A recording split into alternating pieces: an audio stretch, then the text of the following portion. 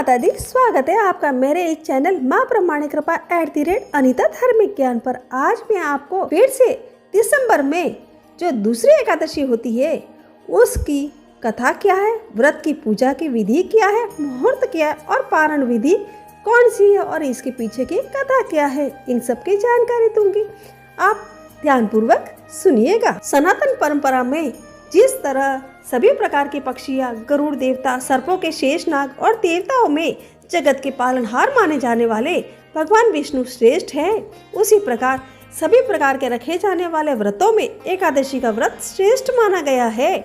दिसंबर महीने में कब पड़ेगा दूसरी एकादशी का ये व्रत, सफला एकादशी व्रत और पूजा का क्या महत्व है, जानने के लिए जरूर सुने।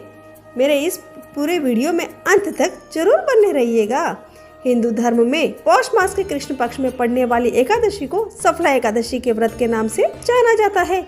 इसी दिन भगवान विष्णु की पूजा का बहुत बड़ा ज्यादा महत्व माना गया है।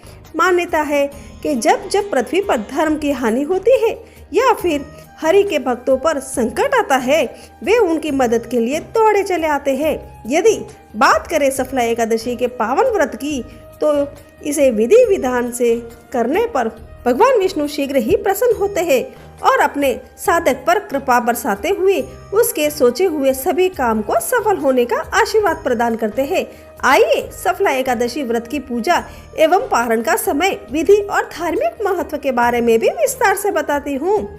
पंचांग के अनुसार दिसंबर महीने की दूसरी एकादशी यानी 15 दिसंबर 2025 को पड़ेगी। सोमवार के दिन पौष मास के कृष्ण पक्ष में पड़ने वाली इस एकादशी व्रत को सफला एकादशी व्रत के नाम से जाना जाता है। पंचांग के अनुसार यह पावन तिथि इस साल 14 दिसंबर 2025 को सायकाल 6:49 पर शुरू होकर 15 दिसंबर 2025 को सायकाल 9:19 पर रहेगी। ऐसे में उदया तिथि के अनुसार सफला एकादशी का व्रत 15 दिसंबर 2025 को ही रखा जाएगा। पंचांग के अनुसार सफला एकादशी का व्रत का पारण समय अगले दिन यानी 16 दिसंबर 2025 को प्रातःकाल 7:07 से लेकर सुबह 9:11 के बीच में होगा। अब मैं आपको इनकी पूजा विधि बताती हूँ। भगवान विष्णु की कृपा बरसाने वाली सफला एकादशी व्रत को करने के लिए साधक को इस दिन प्रातःकाल सूर्योदय से पहले उठकर तन और मन से पवित्र हो जाए और फिर उस व्रत की विधि विधान से करने का संकल्प करना जरूर चाहिए। साथ ही व्यक्ति को इस बात का भी संकल्प करना चाहिए कि पूरे दिन व्रत के सभी नियमों का पालन करते हुए क्रोध, ईर्ष्या और आलोचना आदि से दूर रहेगा। इसके बाद शुभ समय में शुभ दिशा यानी ईशान कोण में एक चौकी पर पीला कपड़ा बिछाकर भगवान विष्णु की मूर्ति या कृष्ण भगवान का चित्र रखें। इसके बदले में लड्डू गोपाल की पूजा भी कर सकते हैं। इसके बाद उस पर गंगाजल छिड़के और चंदन का तिलक अर्पित कर इसके बाद श्री हरि को पीले रंग का पुष्प, पीले फूल, पीले रंग की मिठाई, तुलसी दल और धूप दीप अर्पित करना चाहिए। इसके बाद एकादशी व्रत की कथा को कहे या फिर सुने। पूजा के अंत में भगवान विष्णु की आरती करना न भूलें। हिंदू मान्यता के अनुसार सफला एकादशी व्रत वाले दिन व्यक्ति को किसी दूसरे के घर में अन्न नहीं खाना चाहिए। सफला एकादशी व्रत वाले दिन व्यक्ति को बाल, नाखून आदि नहीं काटना चाहिए और तामसिक चीजों से भी दूरी बनाए रखना चाहिए। सफला एकादशी व्रत वाले दिन चावल का सेवन भूलकर भी नहीं करना चाहिए। सफला एकादशी दिन यदि कोई नियम टूट जाए तो भगवान सूर्य नारायण का दर्शन करके अनजाने में हुई भूल के लिए क्षमा मांग लेना चाहिए और पूरे दिन व्रत के नियम को दोबारा नहीं तोड़ना चाहिए। सफला एकादशी व्रत वाले दिन अपने सामर्थ्य के अनुसार जरूरतमंद व्यक्ति को दान जरूर करना चाहिए। एकादशी व्रत के दूसरे दिन यानी शुभ मुहूर्त में पारण अवश्य करना चाहिए। अब मैं आपको पौष मास की सफला एकादशी की कथा सुनाने जा रही हूँ। आप सब ध्यान से सुनिएगा।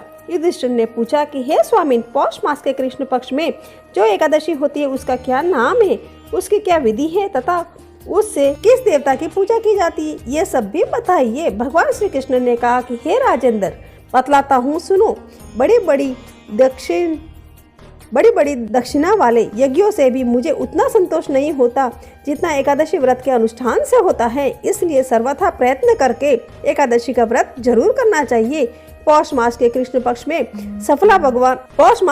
पक्ष में सफला नाम की एकादशी होती है। अब मैं आपको सफला एकादशी की कथा सुनाने जा रही हूँ। आप सब ध्यान पूर्वक सुनिएगा। युधिष्ठिर ने के पूछा कि हे स्वामिन, पौष मास के कृष्ण पक्ष में जो एकादशी होती है उसका क्या नाम है, उसकी क्या विधि है तथा उसमें किस देवता की पूजा की जाती है, ये सब बताइए। तब भगवान श्री कृष्ण ने कहा कि हे राजेंद्र, बतलाता हूँ, सुनो। बड़ी बड़ी दक्षिणा वाले यज्ञों से भी मुझे उतना संतोष नहीं होता जितना एकादशी व्रत के अनुष्ठान से होता है। इसलिए सर्वथा प्रयत्न करके एकादशी का व्रत करना चाहिए। पौष मास के कृष्ण पक्ष में सफला नाम की एकादशी होती है। उस दिन पूर्वोक्त विधान से ही विधि पूर्वक भगवान नारायण की पूजा करनी चाहिए। एकादशी कल्याण करने वाली है, अतः इसका व्रत अवश्य ही करना उचित है। जैसे नागों में शेषनाग, पक्षियों में गरुड़, देवताओं में श्री विष्णु तथा मनुष्यों में ब्राह्मण श्रेष्ठ है, उसी प्रकार संपूर्ण व्रतों में एकादशी तिथि का व्रत श्रेष्ठ होता है। हे राजन, सफला एकादशी को नाम मंत्रों का उच्चारण करके फलों के द्वारा श्री हरि का पूजन करे। नारियल के फल, सुपारी, बिजोरा नींबू, जमीरा नींबू, अनार, सुंदर, आंवला, लौंग, बेर तथा विशेषतः आम के फलों से देवेश्वर श्री हरि की पूजा करनी चाहिए। इसी प्रकार धूप दीप से भी भगवान की अर्चना करें। रात को वैष्णव पुरुषों के साथ जागरण करना चाहिए। जागरण करने वाले को जिस फल की प्राप्ति होती है वह हजारों वर्ष तपस्या करने से भी नहीं मिलती। ये नपश्रेष्ठ, अब सफला एकादशी की शुभकारिणी कथा सुनो। चंपावती नाम से विख्यात एक पुरी है जो कभी राजा महिष्मत की राजधानी थी। राजश्री महिष्मत के 5 पुत्र थे। उनमें से ज्येष्ठ था, वह सदा पाप कर्म में ही लगा रहता था, पर स्त्रीगामी और वैश्यावक्त था। उसने पिता के धन को पाप कर्म में ही खर्च किया। वह सदा दुराचार परायण तथा ब्राह्मणों का निंदक था। वैष्णवों और देवताओं की भी हमेशा निंदा किया करता था। अपने पुत्र को ऐसा पापाचारी देखकर राजा महिष्मत ने राजकुमारों में उसका नाम लुम्बक रख दिया। फिर पिता और भाइयों ने मिलकर उसे राज्य से बाहर निकाल दिया। लुम्बक उस नगर से निकलकर गहन वन में चला गया। वहीं रहकर उस पापी ने प्राय समूचे नगर का धन लूट लिया।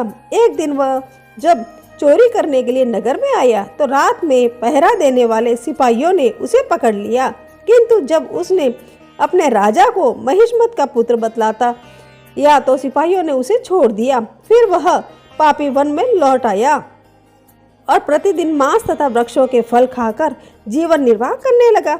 उस दुष्ट का विश्राम स्थान पीपल वृक्ष के निकट था। वहाँ बहुत वर्षों का पुराना पीपल का वृक्ष था। उस वन में वह वृक्ष एक महान देवता माना जाता था। पाप बुद्धि लुम्बक वही निवास करता था। बहुत दिनों के पश्चात एक दिन किसी संचित पुण्य के प्रभाव से उसके द्वार एकादशी के व्रत का पालन हो गया। पौष मास के कृष्ण पक्ष की दशमी के दिन पापिष्ट लुम्बक ने वृक्षों के फल खाए और वस्त्रहीन होने के कारण रात भर जाड़े का कष्ट भोगा। उस समय न तो उसे नींद आई और न ही आराम ही मिला।